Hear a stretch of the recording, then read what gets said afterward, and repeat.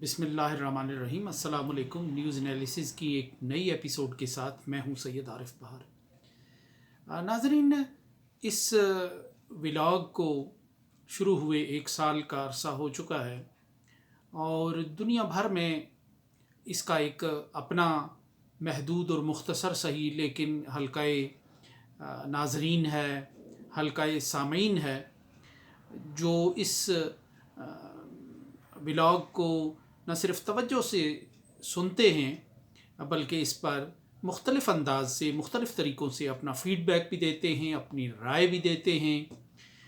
उनमें कई आरा इतनी जानदार और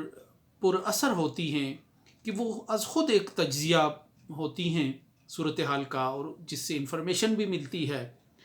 और जिससे एक नई सोचने की राह भी मिलती है। और वो तबसरे या तो इस बात के मुतकाज़ी होते हैं कि उनको बिला तबसरा किसी अलग प्रोग्राम का हिस्सा बनाया जाए, या फिर वो इस कदर वज़नदार होते हैं कि उन्हें किसी न किसी अंदाज से उस फीडबैक को किसी तज्ज़िये में शामिल किया जाए। हाल ही में जो इस्लामाबाद में इस्लामी मुल्कों की तंज़ीम OIC के 48वें वज़राए ख़ारजा के इजलास में चीनी वज़ीर ख़ारजा ने जो शिरकत की, उसको मैंने एक अपने एंगल से मौज़ूए बहस बनाया एक व्लॉग में। और ये एक टर्निंग पॉइंट था 52 साला तारीख़ में OIC की, कि चीन का वज़ीर ख़ारजा एक इस फोरम पर मदऊ था और वो अपने ख़यालात का इजहार कर रहा था। और ये एक ऐसा वक्त था जब दुनिया वाज़ेह तौर पर 2 ब्लॉक्स में तकसीम हो रही थी, और इस पूरे माजी में के अरसे में OIC रिवायती तौर पर मगरबी ब्लॉक और अमेरिका की इत्तहादी और कुर्बत रखने वाली एक आर्गनाइजेशन की हैसियत से अपनी एक पहचान रखती थी। सो इस अहम व्लॉग पे हमारे मुख्तलिफ़ दोस्तों ने, कुछ ने तो बराह रास्त तबसरे किए और कुछ ने सोती तबसरे करके एक नई डायरेक्शन दी हमें। और मैं ये समझना ज़रूरी समझता हूँ कि ये इतनी गरां कदर राय है कि जिसे बहरहाल जो अज़ ख़ुद एक तज्ज़िया है हालात का, और मज़ीद वजाहत होती है इससे हालात की कि ये जो दुनिया में 2 पोल या इससे ज़्यादा पोल दोबारा उभर रहे हैं और दुनिया का मंज़र एक बार फिर माजी करीब के यानी 30-35 साल पहले की तरफ लौट रहा है। तो इसमें क्या तस्वीर बन रही है, और अब मुस्लिम ब्लॉक जो अगर वो एक ब्लॉक की सूरत में उभरता है और वो किसी एक पोल के साथ जाता है तो उसके क्या असरात होंगे, क्या समरात होंगे। इसमें पहला जो तबसरा है जो एक वॉइस मैसेज की सूरत में किया है, वो जनाब यूसुफ इब्नुल हसन हैं, जो मुल्क के एक मारूफ कॉलम निगार और दानिशवर जनाब इब्नुल हसन के फ़र्जंद अर्जमंद हैं, और ख़ुद एक बड़ा मोतबर नाम है इकनॉमिक्स की दुनिया में, तालीम व तदरीस की दुनिया में, और पाकिस्तान इंटरनेशनल एयरलाइंस के साथ तवील अरसा तक वाबस्ता रहे हैं। अब वो मुख्तलिफ़ रसाइल और जराइद में लिखते हैं, मुख्तलिफ़ जो इक़्तिसादी इदारे हैं उनके साथ उनसे मशावरत हासिल करते हैं, मुख्तलिफ़ तालीमी इदारे उनसे मशावरत हासिल करते हैं, और उन्हें अगर पाकिस्तान में इस्लामिक बैंकिंग का बानी कहा जाए और इन तसव्वुरात को बहुत वाज़ेह करने वाला कहा जाए तो गलत नहीं होगा। जनाब यूसुफ इब्नुल हसन साहब उन लोगों में शामिल हैं कि जो हमारे तबसरे और तज्ज़िये को देखते हैं, सुनते हैं और फिर उस पर वक्तन फ़वक्तन अपना तज्ज़िया पेश करते हैं। दूसरा जो एक वॉइस मैसेज है तबसरे की सूरत में, वो इंग्लैंड से हमारे कश्मीरी नजाद ज़ुल्करनैन साहब का है, जो आज़ाद कश्मीर से ताल्लुक़ रखते हैं। और ये जो इक़्तिसादी पाबंदियाँ रूस ने आयद की हैं,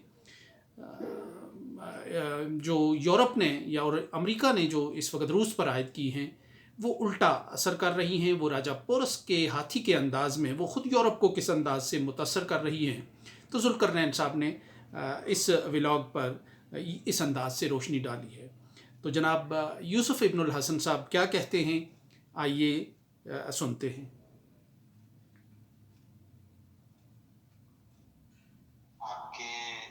مختلف ڈسپیچ میرے پاس آتے ہیں، ان کو پڑھتا رہتا ہوں، سنتا رہتا ہوں اور سمجھنے کی کوشش بھی کرتا ہوں۔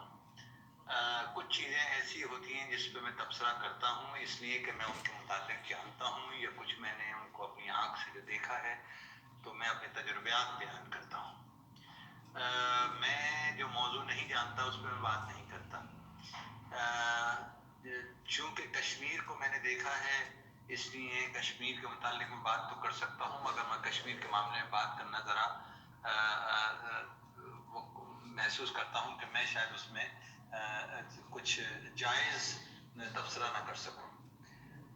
یہ آج جو چائنا کے سلسلے میں جو آپ کا تبصرہ آیا ہے، ماشاءاللہ ماشاءاللہ ماشاءاللہ آپ نے اس موضوع کو ٹچ کیا، ایک اچھا موضوع ٹچ کیا اور ایک مناسب موضوع ٹچ کیا۔ بدقسمتی ہمارے ملک کی یہ ہے کہ ہمارا میڈیا جو ہے وہ اب ان ہاتھوں میں چلا گیا ہے جو سارے طفل مکتب ہیں مگر اپنے آپ کو راجا گوش سمجھتے ہیں۔ اس وقت پوری دنیا میں جو انٹرنیشنل میڈیا کو آپ دیکھیں گے، بین الاقوامی میڈیا کو دیکھیں گے، وہ یہ بات پہ تبصرہ کر رہا ہے کہ چائنا کا آرگنائزیشن آف اسلامک کنٹریز کے اندر شامل ہونا اور آنے کے بعد پلیٹ فارم پہ کھڑے ہو کے تقریر کرنا ایک طوفان کا پیش خیمہ ہے۔ آپ کو یاد ہوگا کہ 4 دہائیوں پہلے پاکستان نے چائنا کو امریکہ سے متعارف کرایا تھا۔ پاکستان کا ایک بہت بڑا کردار تھا امریکہ کو چائنا لے جانے کا۔ صدر نکسن گئے تھے اور پاکستان انٹرنیشنل ایئر لائن کو یہ اعزاز حاصل تھا کہ پاکستان انٹرنیشنل ایئر لائن جو تھی وہ آفیشیل کیریئر بنی تھی صدر نکسن کی، جو ان کو لے کے چائنا گئے تھے، اور چائنا آج تک اپنی تمام تقریروں میں پاکستان کا ذکر ضرور کرتا ہے۔ خصوصاً چو انلائی کے زمانے میں پاکستان جو تھا وہ ان کی گفتگو کا مرکزی خیال بھی تھا اور مرکزی موضوع بھی تھا کہ کس طریقے سے پاکستان نے ہماری مدد کی تھی جب ہمیں امریکہ کی دوستی کی ضرورت تھی، اور ایسے حالات میں پاکستان نے اپنے حالات کو دیکھتے ہوئے جو اقدام اٹھایا تھا وہ ہمارے لیے قابل تحسین ہے۔ اس میں وہ اقدام بھی تھا کہ پاکستان کے جہازوں کو استعمال کیا گیا اسپائنگ کرنے کے لیے، جاسوسی کرنے کے لیے۔ اب 4 دہائیوں کے بعد پاکستان نے ایک ایسا قدم اٹھایا ہے کہ آرگنائزیشن آف اسلامک کنٹریز جتنی ہیں وہ ان میں 70% ملک جو ہیں وہ امریکہ کے تابع ہیں، اور ایسے حالات میں ان 70% ملکوں کو ایک پلیٹ فارم پہ جمع کرنا اور چائنا کو اس میں دعوت دینا اور ان کو اس بات کا باور کرانا کہ اس وقت یوکرین اور روس کا جو کانفلکٹ ہے اس کو جس طریقے سے حل کرنا ہے وہ ایک ہی وجہ ہے کہ چائنیز فورن منسٹر آ کے اس کے متعلق ہمیں آگاہی کریں۔ چائنا کے لیے بہت ضروری تھا کہ وہ عرب دنیا میں داخل ہو، اس کے لیے اور بھی بہت ضروری تھا کہ وہ مسلمان ملکوں میں داخل ہو۔ چائنا کا آج مسلمان ملکوں میں جانے کا مطلب یہ ہوا کہ چائنا میں بسنے والے مسلمانوں پر جو ظلم اور زیادتی ہو رہی ہے وہ اب ختم ہو جائے گی۔ ایک تو ایک بہت بڑا قدم یہ ہوگا۔ دوسری یہ کہ چائنا جو ہے 4 دہائیاں پہلے جو پاکستان کا رویہ تھا اور 4 دہائیوں کے بعد جو پاکستان کا اب یہ اقدام ہے اس کو وہ بھولے گا نہیں۔ سی پیک کی تمام انویسٹمنٹ ایک طرف اور آج کا پاکستان کا اقدام ایک طرف، اگر چائنا اس انویسٹمنٹ کو دگنا بھی کر دے تب بھی وہ اس کا صلہ پاکستان کو نہیں دے سکتا جو پاکستان نے چائنا کے اوپر کرم کیا ہے۔ اس کے بعد چائنا کا پاکستان کے ساتھ شامل ہونا اور پھر عرب دنیا میں داخل ہونے کا مطلب یہ ہے کہ چائنا اپنا بینکاری کا اور اپنی ریمیٹنسز کا نظام ان تمام 48 ملکوں میں روشناس کرائے گا۔ اس وقت چائنا کے کلب کے اندر 181 ملک شامل ہیں جو اس کے سوئفٹ کے نظام کو ختم کر کے اب چائنا کے نظام کو لینے کے لیے تیار ہیں، کیونکہ سوئفٹ کا نظام اب ناکارہ ہو چکا ہے اور اس میں آپ کی ریمیٹنس ڈیلے ہو جاتی ہے۔ یہ فوری نظام ہے جس کو اب اپنا رہے ہیں اور یہ چائنا کا ایک ایسا اقدام ہے جس میں چائنا، روس اور پاکستان کو یہ اور ترکی کو یہ اعزاز ملے گا کہ وہ دنیا میں تجارت اپنی کرنسی میں کر سکتے ہیں یا ان کی کرنسی میں کر سکتے ہیں، یعنی بیچنے والے کی کرنسی میں بھی کر سکتے ہیں اور خریدنے والے کی کرنسی میں بھی کر سکتے ہیں۔ اس طریقے سے باسکٹ کرنسی میں جانے کے بعد مختلف کرنسیاں جو ہیں وہ ڈالر کو دبائیں گی، ڈالر کی جو اجاداری پیٹرول کے اوپر موجود ہے اس کو کم کریں گی۔ I M F, R B R D, Paris club کا جو نظام ہے اور جو ان کی زیادتیاں ہیں ان کو کم کیا جائے گا۔ تھرڈ ورلڈ ملکوں کے اندر، تیسری دنیا کے ملکوں میں جو آئی ایم ایف اور ورلڈ بینک کی جو شرطیں ہیں اب ان کو نرم ہونا پڑے گا۔ اور آپ اس کو بھی اندازہ لگائیے کہ آج اگر ڈالر 3% یا 4% گر جاتا ہے تو $3.5 ٹریلین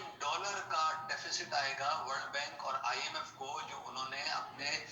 قرضے دیے ہیں، اور ان کی واپسی کا اماؤنٹ $3.5 ٹریلین میں پڑے گا۔ $3.5 ٹریلین کا 3% بھی اگر آپ لگا لیں تو آپ خود اندازہ لگا لیں کہ یہ ایک دن کا نقصان ورلڈ بینک اور آئی ایم ایف کو کتنا ہو سکتا ہے۔ دوسری جو سب سے بڑی بات ہے وہ یہ ہے کہ سوئفٹ کا ساری دنیا کا نظام جو چلتا ہے وہ ڈالر پہ چلتا ہے، اور اگر سوئفٹ سے یہ ٹرانسفر ہو کے چائنا ریمیٹنس سسٹم کے اوپر آ جاتا ہے تو امریکہ کا کتنا بڑا نقصان ہے۔ ساری دنیا میں آئل کی امپورٹ اور ایکسپورٹ کے اوپر $1 فی بیرل جو امریکہ کی اجارہ ہے وہ یہاں سے ختم ہوتی ہے، اور امریکہ کا تقریباً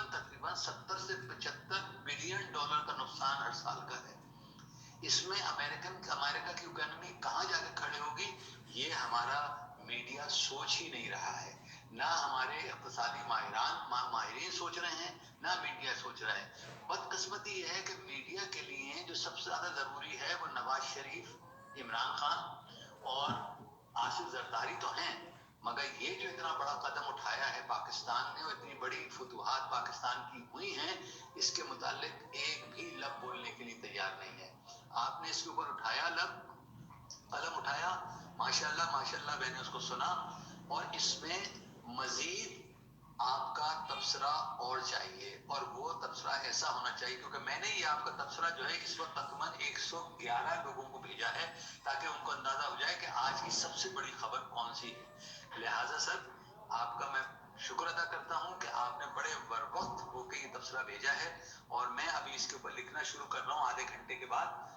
فائنینشیل ڈیلی کے لیے انشاءاللہ تعالی میں لکھوں گا، اور اس کو میں بلومبرگ کے لیے بھی لکھنے جا رہا ہوں لے کے، اور اس میں آپ کا ریفرنس بھی میں ضرور دوں گا انشاءاللہ تعالی۔ تھینک یو ویری مچ، اللہ حافظ۔ یہ تو جناب یوسف ابن الحسن تھے۔ اب ذوالقرنین صاحب کا تجزیہ۔ جو باتیں سنی ہیں بہت بہترین، وہ بہت اعلیٰ باتیں کی ہیں اور بہت معلومات ہوئی ہے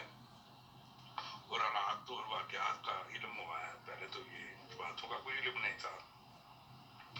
اس کے بعد میں آپ سے یہ عرض ضرور کروں کہ جس دن کی وہ جو لڑائی ہوئی ہے شروع یوکرین اور رشیا کی، اس دن سے انگلینڈ میں تو جو سبزیاں ہیں ان کی پرائسیں بہت زیادہ ہو گئی ہیں، جو فروٹ ہے اس کی پرائسز بہت زیادہ ہو گئی ہے، جو پیٹرول ہے اس کے پاس